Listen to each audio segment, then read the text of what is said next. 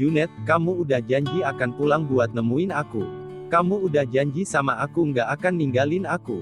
Kamu jangan bercanda. Aku nggak mau kamu diam gini. Junet, kamu, terus saja Nara meratapi tubuh lelaki yang kini terbujur kaku di tengah rumah itu. Air mata Nara tidak terbendung lagi. Tumpah segala kesedihan dan kepedihan. Ia benar-benar tidak dapat menyembunyikan keperihan hatinya di hadapan semua orang yang berada di sekitarnya. Bahkan Rina, adik Junet, mencoba menenangkan Nara. Ia memeluk tubuh Nara, meski seisi dadanya juga lebih remuk dari perempuan itu. Kakak lelaki satu-satunya orang yang selalu minta dibuatkan kopi mengalir, sebagian membasahi pipi, sebagian lagi mengiris-iris hati. Kamu jangan begini, sayang. Bangun. Junet. Suaranya semakin terdengar lirih memedihkan. Tidak ada sedikit pun orang yang bisa meredakan. Hatinya seolah terbawa pergi bersama Junet. Tidak ada cinta yang dia banggakan lagi. Tidak ada seorang Junet yang bisa ia ajak diskusi. Terbayang olehnya betapa gelap hari-hari tanpa lelaki itu. Hubungan mereka baru saja mekar, dan daun-daun cinta masih menghijau.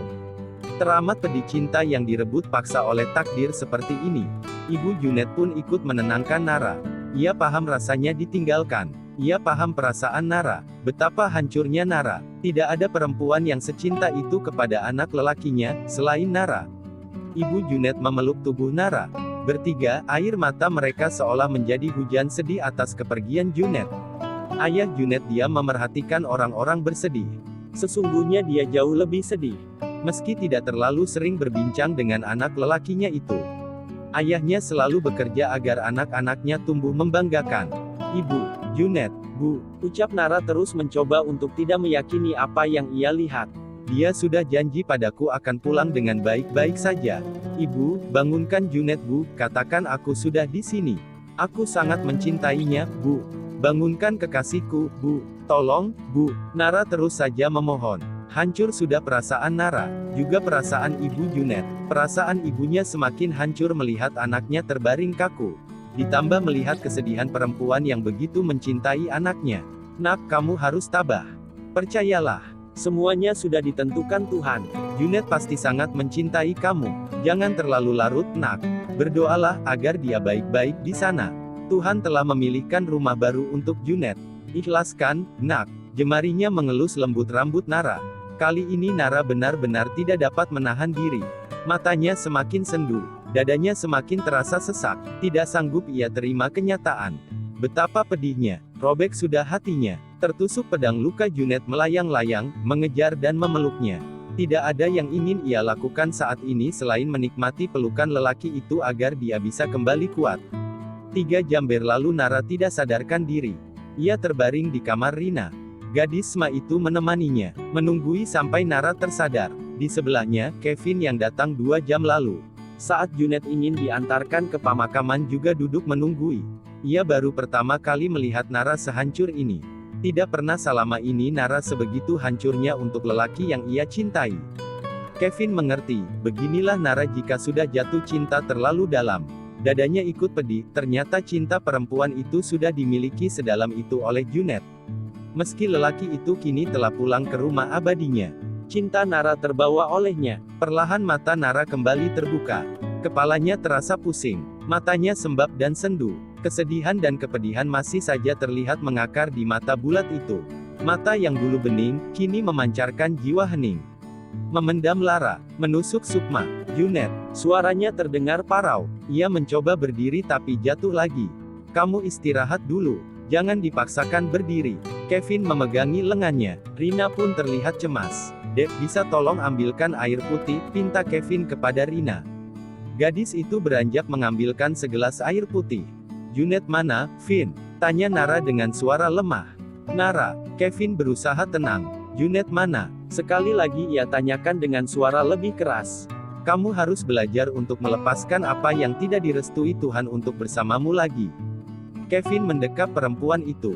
Nara mendadak diam. Pandangannya kosong. Air mata Nara seolah anak sungai yang dengan mudah mengalir. Jari-jari Kevin menghapusnya pelan untuk menemanimu. Mendampingimu berdiri kembali, bisik Kevin. Tapi aku masih belum percaya. Junet udah janji akan pulang, ucap Nara menangis lagi. Nara, kadang, kita memang harus mencoba percaya atas apa yang tidak pernah kita pikirkan sebelumnya.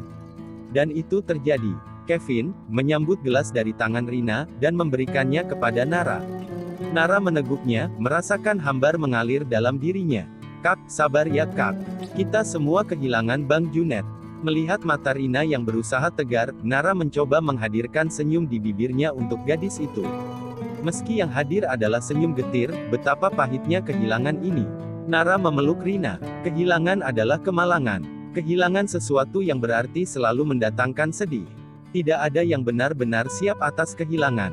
Tidak ada yang benar-benar kuat untuk ditinggalkan orang yang begitu disayang. Namun, pelan-pelan, hidup harus kembali dijalani. Dari mata Rina, Nara belajar. Gadis remaja itu berusaha tegar, meski hatinya pedih terbakar. Ia tetap berusaha menahan segala sesak ditinggal lelaki tercintanya itu. Kakak satu-satunya, lelaki tempat mengadu, lelaki yang selama ini dia cintai selain ayahnya. Lelaki yang menjadi harapannya. Kenapa kamu nggak nangis? Ucapan itu terlontar dari mulut Nara pada Rina. Bang Junet nggak suka kalau aku nangis. Kalau aku nangis dia pasti marah. Dianggap mau punya adik perempuan yang cengeng. Rina terlihat menahan air matanya, Suaranya terdengar parau, aku belum bisa jadi adik yang baik buat dia Kak. Dan kepedihan terdengar lirih melalui suaranya. Kesedihan yang ditahan sekuat tenaga. Ia benar-benar tidak ingin menangis. Namun, sesak di dadanya semakin menikam. Ombak kecil perlahan meledak di pelopak matanya, tetapi segera ia usap dengan jemarinya. Nara mencoba sedikit lebih tegar. Dari Rina dia belajar menangisi kepergian lelaki yang dicintainya baik. Pelan-pelan Nara menguatkan hati bahwa Junet hanya pergi sementara, kelak ada masa di mana mereka akan bertemu lagi. Dia harus tetap menjalani hidupnya sebagai manusia. 2 hari sudah berlalu, di senja yang terbakar. Nara duduk ditemani Kevin, di pantai yang dulu sering mereka datangi sebelum Nara berpacaran dengan Junet. Sebelum mereka ke pantai, Kevin menemani Nara menikmati senja. Membiarkan perempuan itu tenggelam dalam ingatannya. Kali ini ia tidak ingin mengatakan apapun sebelum Nara yang memintanya. Kevin paham betul, saat ini Nara tidak butuh apapun selain ditemani dan didengarkan. sepanjang senja yang terbakar, kepedihan Nara menatapi ombak yang datang dan pergi. Seperti hidup, yang selalu tidak pernah bisa ditebak. Ada yang datang dan ada yang pergi tiba-tiba. Bahkan tidak jarang yang pergi tanpa permisi. Namun, setiap kedatangan selalu meninggalkan sesuatu. Orang-orang menyebutnya kenangan. Perihal kenangan dan kehilangan, bersama Junet, Nara merasa lengkap. Tidak ada satupun hal yang tidak terasa menyesakkan di dadanya. Senyum Junet peluk lelaki itu, ciuman lembut di bibirnya, semua kembali bersama senja. Membakar seisi dadanya yang terasa tidak berbentuk lagi. Luka-luka itu masih muda.